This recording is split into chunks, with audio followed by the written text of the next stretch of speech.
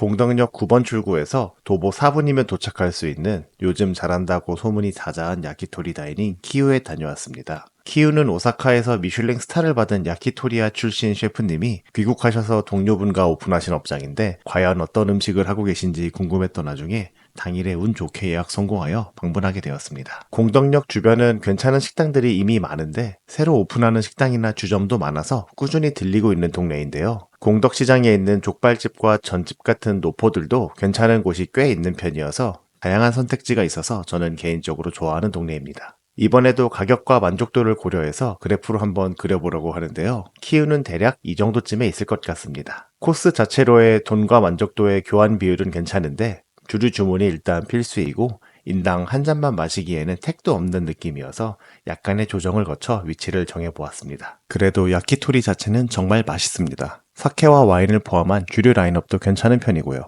대부분의 야키토리 다이닝이 그렇듯 점심 영업이 없는 건 조금 아쉬운 부분이지만 그 대신 저녁이 5시와 7시 2부로 나눠서 운영되고 있어 조금 더 조용한 분위기를 원하시면 5시에 가시는 게 낫습니다. 저는 2부에서만 추가 주문 가능한 메뉴들을 먹어보려고 2부로 예약하고 방문하였습니다. 야키토리는 닭꼬치여서 탄수화물 함량 적은 식사를 하며 적당한 주류까지 곁들여서 한 번에 해결하기 딱 좋은 음식인데요. 탄수화물 조절은 조금 되는 것 같은데 문제는 술이 좀 들어가는 분위기여서 그런가 예상보다 술을 좀 많이 마셔버려서 전날의 식당 조절은 망한 것 같습니다. 공덕역에서 아파트 단지 담장을 끼고 쭉 올라가면 다이닝 업장이 없을 것 같은 위치 1층에 건물 외관까지 인테리어를 마친 키우가 보이는데요. 같은 건물 2층과 비교해보면 천지개벽한 수준입니다. 외부는 다이닝 느낌이 물씬 나게 꾸며진 것 같네요. 4인 테이블 룸 하나에 9명 정도 바 테이블에 앉을 수 있는 작은 사이즈의 업장입니다. 모던하고 안락한 분위기의 인테리어에 약간 낮은 조도여서 분위기도 편안합니다. 소품으로 쓰기에 충분히 멋져 보이는 업장에서 사용하는 식기들이 뒤편에 잘 전시되어 있는 게 매장 인테리어와도 잘 어울리네요. 야키토리를 굽는 화로는 바 테이블 바로 앞에 있는데 높이가 좀 있는 편이어서 구워지는 걸 앉아서 볼 순 없었습니다. 그래도 화로 옆에서 순서를 기다리고 있는 잘 손질되어 있는 재료들을 구경하거나 지글지글 구워지는 소리를 들으면서 먹을 수 있는 건 나름 좋은 경험이었습니다. 굽는 연기가 좀 있다고 느껴지거나 냄새가 많이 나지 않게 후드와 환풍기 세팅에도 신경을 좀 쓰신 것 같았습니다. 식사를 마치고 옷에서 냄새는 안 나더라고요. 코스는 1인분에 59,000원, 오마카세 단일 코스 하나밖에 없고 인당 음료 한 잔 주문이 필수입니다. 소프트 드링크가 8,000원, 주류는 만원부터 시작이니 대략 인당 7만원 정도라고 생각하시면 될 것 같습니다. 일본에서 일하던 시절에 동료의 레시피를 따서 만든 수제 콜라를 소프트 드링크로 판매하시는데 맛이 좋다고 하니 궁금하시면 한 잔 정도 드셔보셔도 좋을 듯 합니다. 저는 하이볼과 맥주 한 잔을 주문해서 수제 콜라를 직접 마셔보지는 않았는데요. 다음 방문에는 저도 한 잔 마셔볼 것 같습니다. 콜라를 수제로 만들어서 판매하는 건 저도 처음 보네요. 와인과 위스키, 사케 라인업도 좋은 편이고 2인 이상이면 콜키지도 가능합니다. 글라스 페어링도 가능해서 39,000원에 화이트 와인과 사케, 레드 와인까지 총 3잔을 코스에 맞춰서 드실 수 있고요. 앉으면 바로 시원한 물수건을 가져다 주시는데 요즘같이 더운 날씨에 딱 기분 좋은 서비스입니다. 젓가락 받침이 딱 봐도 닭뼈로 만든 것 같아 신기했는데 토종닭을 직접 발골하고 남은 닭의 쇄골뼈를 잘 세척해서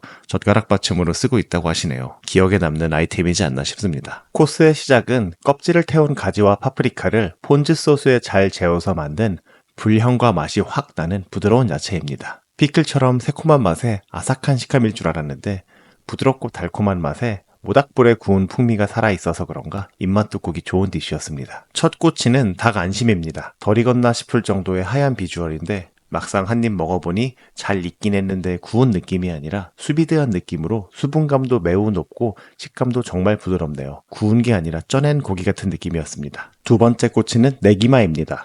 토종닭 허벅지살에 대파를 같이 끼워서 구워냈는데 고기와 대파를 한 번에 넣고 먹으니 숯불에 익은 대파가 주는 맛의 밸런스가 매우 훌륭합니다. 구운 대파가 고기와 정말 마리아주가 좋네요. 고기도 식감이 꽤 쫄깃쫄깃해서 마음에 들었습니다. 세 번째 꼬치가 나오기 전에 음식과 곁들여 먹을 수 있는 가라난 무에 소스를 뿌린 사이드 디쉬가 하나 나왔습니다. 식감도 아삭아삭하고 맛도 나름 상큼하네요. 무는 또 소화에 좋은 채소 아닌가 싶어서 코스 중간에 꾸준히 먹다 보니 저는 5번도 넘게 리필을 한 것 같네요. 중간중간 입을 클렌징하는데도 아주 좋았습니다. 세 번째는 시타케입니다. 표고버섯에 타레 소스를 잘 발라 구워내요. 간간하고 쫄깃합니다. 소스와 버섯의 감칠맛도 정말 좋네요. 다른 꼬치보다 약간 간도 센 편이어서 진짜 술안주로 딱이어서 맥주까지 전부 마셔버리게 되었네요. 네 번째 꼬치는 닭의 염통입니다. 저는 내장을 그리 즐겨 먹지는 않는 편인데요. 내장 특유의 비린맛이나 쇠맛이 저에게는 조금 어렵더라고요. 하지만 이건 식감도 적당하고 맛도 꽤 연한 편이어서 거부감 없이 잘 먹을 수 있었습니다. 다섯 번째는 요다레 도리입니다. 닭 냉채인데 연계의 닭가슴살을 저온 조리한 후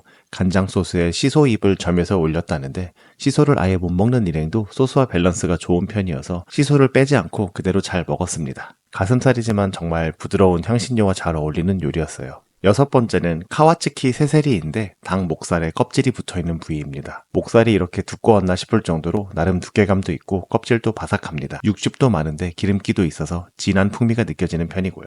레몬즙을 뿌려 먹으라고 안내해 주시는데 레몬보다 다 먹고 클렌저로 먹으라고 레몬 옆에 올려둔 무 슬라이스가 눈에 띕니다. 귀엽기도 하고 입을 씻어내는데 쓰기도 좋았습니다. 여섯 번째 꼬치까지 먹고 난 후 키오에서 유명한 꼬치인 초칭을 먼저 확인할 수 있었는데요. 초칭은 달걀이 되기 전인 암탉의 미성숙란이라고 합니다. 직접 선도 좋은 닭을 잡아야 먹을 수 있는 부위라 하는데 선도가 좋아서 따뜻한 정도로만 익혀서 코스 후반에 서빙해 주신다고 하네요. 일곱 번째 꼬치는 아킬레스입니다. 아킬레스건이 생각나는 이름인데 정말 닭의 발목 부위라고 하네요. 오독오독한 식감에 간도 약간 센 편이어서 쫄깃하고 기름진데 짭짤하기까지 해서 재미있는 부위였습니다. 여덟 번째는 닭 간으로 만든 파테입니다. 닭 간을 갈아서 만든 파테를 빵 위에 올렸고 핑크페퍼와 발사믹 소스로 마무리하였는데요.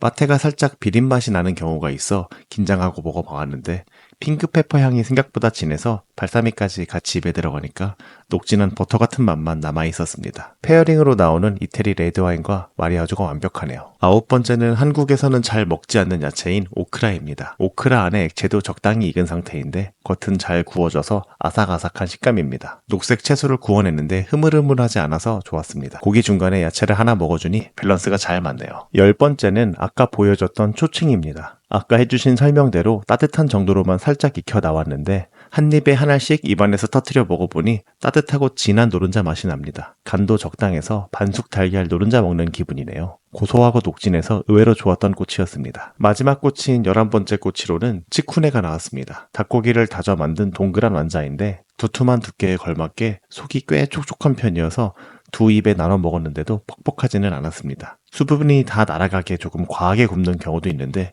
여기는 안에 육즙을 잘 잡아두어서 부드럽고 좋았습니다. 치쿠네까지 다 먹고 나면 7시 타임에서만 주문 가능한 꼬치 추가 주문이 가능합니다. 추가 메뉴판을 보여주시는데 꼬치 하나에 4,000원씩이라 궁금한 부위들을 하나씩 주문해서 일행이 같이 쉐어하면서 맛보기에 좋은 것 같습니다. 저는 추가로 9가지를 하나씩 주문했습니다. 코스에 포함되어 있지 않은 꼬치들도 궁금한 데다가 저같이 잘 먹는 남자 기준으로는 양이 살짝 아쉬운 느낌이 있기는 했어요. 제가 많이 먹는 편이라 그렇지 코스 양 자체는 충분한 것 같습니다. 첫 번째 추가 코스는 닭 날개인데요. 껍질에 레몬 뿌려서 먹으니 기름진 껍질과 지방을 잘 잡아줘서 뼈만 남기고 홀랑 다 벗겨 먹었습니다. 정말 맛있었습니다. 두 번째는 시라쿠입니다. 수탉의 정소인데 판매하는 업장이 잘 없을 거라고 하시네요. 겨울에 스시야에서 주는 보거 정소 같은 느낌이 난다고 해서 용기를 내 시도해 보았습니다. 부드러운 크림 같은 식감에 맛은 유제품 뉘앙스가 살짝 나네요. 잘 구운 크림치즈 같은 느낌이었습니다. 세 번째는 카와츠키가 아닌 그냥 세세리입니다. 껍질이 붙어있지 않은 닭의 목살만 구워냈고 식감은 꼬득하고 지방도 적당해서 기분 좋은 꼬치였습니다. 네 번째는 소리레스입니다. 닭의 고관절 부위고요. 네기마와 같은 허벅지살 쪽인데 운동량이 많은 부위여서 그런가 다른 부위보다 쫄깃한 식감이 꽤 있습니다. 다섯 번째는 즈리엔가와입니다. 닭의 모래집 옆쪽 지느러미살을 모아서 꼬치로 구웠다는데 의외로 식감은 부드럽고 지방이 많지는 않았습니다. 사실 도대체 어디인지 상상이 안 가는 부위이기는 하네요. 여섯 번째는 카와, 껍질입니다. 이건 충분히 예측 가능한 식감과 맛이었는데 기름기 많고 바삭바삭한 껍질입니다. 소스와 잘 어우러져서 식감보다는 맛이 강렬해서 기억에 남습니다. 일곱 번째는 오타우쿠, 닭의 림프라고 합니다. 닭의 목 쪽에 있는 부위라고 하는데 다른 부위와 어떤 차이가 있는지는 사실 잘 모르겠습니다. 그래도 괜찮은 맛과 식감이었습니다. 8번째는 가슴 연골입니다. 치킨을 먹다 보면 자주 보이는 그 연골인데 따로 구워낸 걸 먹어보니 꼬득꼬득한 식감에 고소한 맛이 납니다. 생소하긴 하지만 유니크한 꼬치인 것 같네요. 9번째는 닭의 신장을 3, 4마리 어치를 모아서 만든 꼬치인데 내장인데도 잡맛도 없고 깔끔한 맛이어서 녹진한 맛인데 약간의 식감까지 있어서 밸런스가 꽤 좋았습니다. 마지막 꼬치 이후에 식사 메뉴를 준비해 주셨는데요. 곤약과 밀로 만든 면에 닭뼈 육수로 만든 소유라멘입니다. 후추가 꽤 뿌려져서 마지막에 느끼함을 잡기 좋았습니다. 곤약 덕분에 속이 더부룩하지 않다고 안내해 주셨는데 저는 곤약이 들어가 있으면 칼로리가 낮겠구나라는 생각이 들어 더욱 부담 없이 먹을 수 있었습니다. 디저트는 바닐라 아이스크림과 훈연향이 아주 진한 이리반차입니다. 태우듯이 볶아 만들어 이런 스모키한 느낌이 난다고 하네요. 차가 정말 특색이 있는데 아이스크림과도 잘 어울립니다. 코스 마무리 겸 입가심으로 제격이네요. 제가 간 날은 만석이었지만 서빙과 응대는 빠른 편이었습니다. 젊은 셰프님들이 운영하시는 업장이라 센스있게 중간중간 소금 간의 정도나 필요한 부분이 없는지 여러 번 체크해 주시는 게 인상적이었고요. 개인적으로 식사만 하러 가기에는 조금 아쉬운 술맛 꽤 나는 야키토리 다이닝이라고 생각합니다. 물론 식사만 하셔도 맛과 양은 충분하고요. 요즘 야키토리가 인기를 얻어가는 중이라 여기저기 야키토리 오마카세들이 생기는 중인데 몇 군데 가다 보면 생각보다 일본과의 수준 차이에 약간 실망하는 경우가 있습니다. 키우는 정말 일본과 큰 차이가 없는 수준의 맛에다가 서비스까지 수준급이어서 먹는 내내 만족스러웠고요. 야키토리가 취향이신 분들이나 요즘 인기라는 닭고기가 어떤 건지 궁금하시거나 또 건강관리를 위해 닭고기로 식단까지 하고신 분들까지 야키토리 입문자부터 애호가까지 전부 만족시킬 수 있는 친절하고 맛있는 야키토리 다이닝인 것 같습니다. 물론 술 한잔 하기에도 정말 좋으니 기회가 되시면 7시에 예약해서 가보시면 만족도가 높으실 거라 생각합니다. 맛있는 식당 추천해 주시면 꼭 찾아가서 먹어보겠습니다. 오늘도 좋은 하루 되세요. 감사합니다.